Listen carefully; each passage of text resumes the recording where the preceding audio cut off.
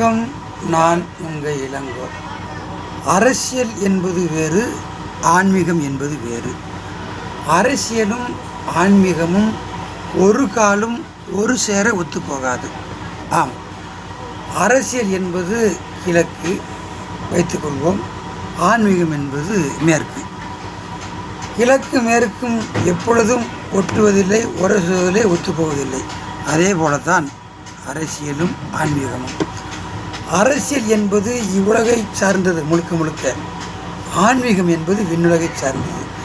எவனொருவன் அரசியலில் இருந்து கொண்டு நான் மிகப்பெரிய ஆன்மீகவாதி என்று சொல்கிறானோ அவன் உங்களையும் இந்த சொசைட்டியையும் ஏமாற்றுகிறான் என்று பொருள். எவனொருவன் அரசியல் செய்து கொண்டு நான் மிகப்பெரிய நல்லவன், அவர்களுக்காக அதை செஞ்சுவிட்டேன், இதை செஞ்சுட்டேன், நான் செய்யக்கூடிய காரியம் அனைத்தும் நன்மையான காரியம் என்று சொல்கிறானோ அவன் உண்மையிலேயே நம்பர் 1 பொய்யன். இதான். ஆம் நண்பர்களே, அரசியல் என்பது வேறு, ஆன்மீகம் என்பது வேறு. எந்த ஒரு ஆன்மீகவாதியும் நான் மிகப்பெரிய அரசியல்வாதி என்று சொல்வதே அல்ல. எந்த ஒரு அரசியல்வாதியும் நான் மிகப்பெரிய ஆன்மீகவாதி என்று சொல்கிறான். அப்போ இதில் தெரிஞ்சுக்கிறீங்க, ஆன்மீகம் என்பது நன்மையான காரியங்களை பிரதிபலிக்கக்கூடியது, கடவுள் சப்ஜெக்டு. அரசியல் என்பது மனிதன் சப்ஜெக்டு. அரசியல் என்பது அடுத்தவரை கெடுப்பது, அடுத்தவரை கொல்வது, அடுத்தவரை ஒன்றுமில்லாமல் ஆக்குவது, தன்னைத்தானே வளர்த்து கொள்வது, தன் புகழை உச்சிக்கு கொண்டு போக நினைப்பது, தனக்கு போரிடமெல்லாம் மதிப்பு மரியாதை வேண்டும் என்று எண்ணிக்கொள்வது, தான் அதிலேயே உழைத்து சாப்பிடுவது, இதற்கு பேர் தான் அரசியல். ஆன்மீகம் என்பது அடுத்தவனுக்கு நல்லது சொல்வது, அடுத்தவர் நலனில் அக்கறை கொள்வது, அடுத்தவரை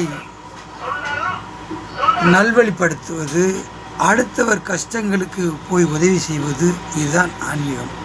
ஆன்மீகம் என்பது வேறு, அரசியல் என்பது வேறு.